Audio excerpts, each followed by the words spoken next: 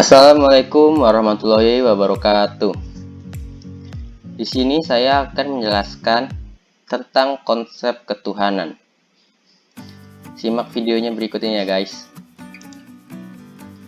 Tujuan untuk perkuliahan kali ini adalah mahasiswa mampu memaparkan pengertian Tuhan dan agama. 2. Mahasiswa mampu mengidentifikasi jalan mengenal Tuhan. Dan mahasiswa mampu menyebut hambatan-hambatan mengenal Tuhan. Konsep ketuhanan terdiri dari pengertian Tuhan dan agama, jalan untuk mengenal Tuhan, dan hambatan untuk mengenal Tuhan. Pertama, who is God? Apa itu Tuhan? Tuhan dalam bahasa Arab artinya ilah. Ilah artinya sama dengan ma'budun. Yang diabdi, lawannya adalah abdun, yang mengabdi atau hamba atau budak. Quraish Shihab mengatakan kata ilah disebut ulang sebanyak 111 kali dalam bentuk mufrad, ilahaini dalam bentuk tatsniyah 2 kali, dan aliyahah dalam bentuk jamak disebut ulang sebanyak 34 kali. Beberapa istilah Tuhan dalam Al-Quran. Pertama, ilah dalam surat An-Nas.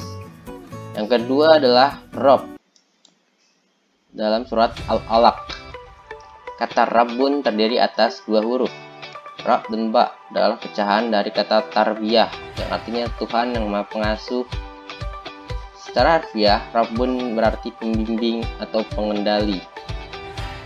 4. Malik atau Malik dalam surat Al-Fatihah dan surat An-Nas. Malik secara umum diartikan raja atau penguasa. Agama. Agama dalam bahasa Inggris disebut dengan religion. Kata sifat dari kata tersebut religion yang berarti agamis atau soleh. Pengertian agama menurut Islam. Agama adalah apa yang disyariatkan melalui perantaran nabi-nabinya berupa perintah-perintah dan larangan-larangan serta petunjuk-petunjuk untuk kebaikan manusia di dunia dan akhirat. Agama bersifat mengatur hubungan manusia dengan Tuhannya. Selain itu, agama mengatur hubungan manusia dengan manusia lainnya, masyarakat, atau alam lingkungannya.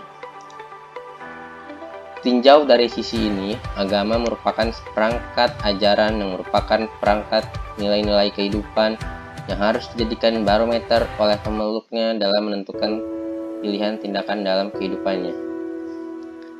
Dengan kata lain, agama mencakup totalitas tingkah laku manusia dalam kehidupan sehari-hari yang dilandasi dengan iman kepada Allah, sehingga seluruh tingkah lakunya berlandaskan keimanan dan akan membentuk sikap positif dalam pribadi dan perilakunya sehari-hari. Jalan untuk mengenal Tuhan ada banyak ya guys. Yang pertama, untuk mengenal Allah disebut juga dengan ma'rifatullah.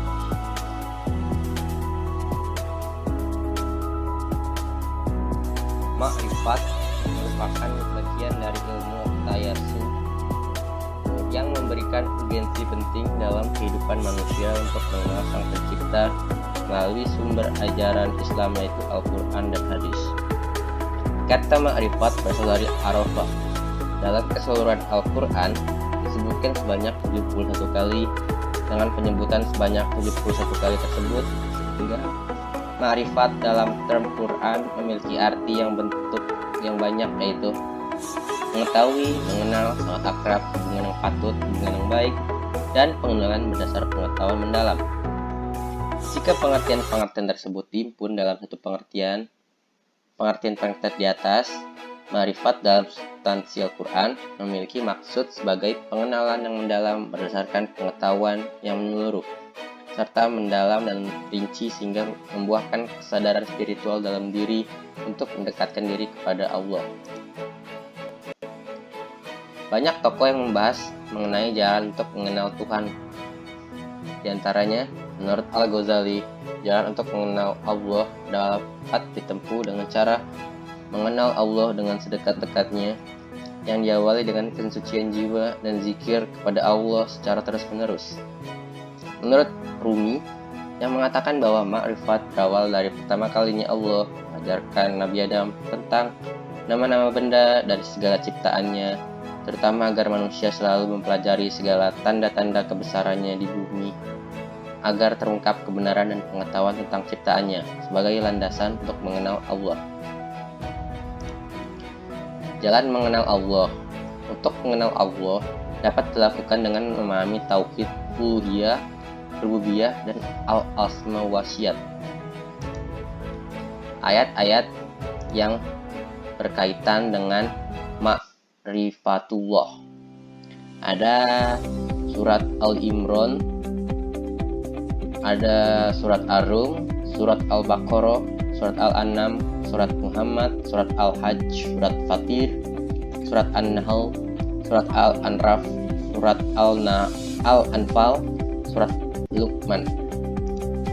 Hambatan dalam mengenal Tuhan. Penghalang mengenal Allah ada dua, yaitu penyakit syahwat dan penyakit ragu. Penyakit syahwat terdiri dari pendosa, sombong, aniaya, dan dusta. Akibat dari penyakit syahwat ini adalah dimurkai Allah. Penyakit ragu terdiri dari bodoh, ragu-ragu, menyimpang, dan lalai. Akibat dari penyakit ragu adalah tersesat. Hambatan dalam mengenal Allah dalam Al-Quran, seperti dalam gambaran di atas, bahwa penghalang dalam mengenal Allah diantaranya disebabkan oleh penyakit syahwat dan penyakit ragu. Penyakit syahwat tersebut mencakup fasik, sombong, dolim, atau aniaya, dusta.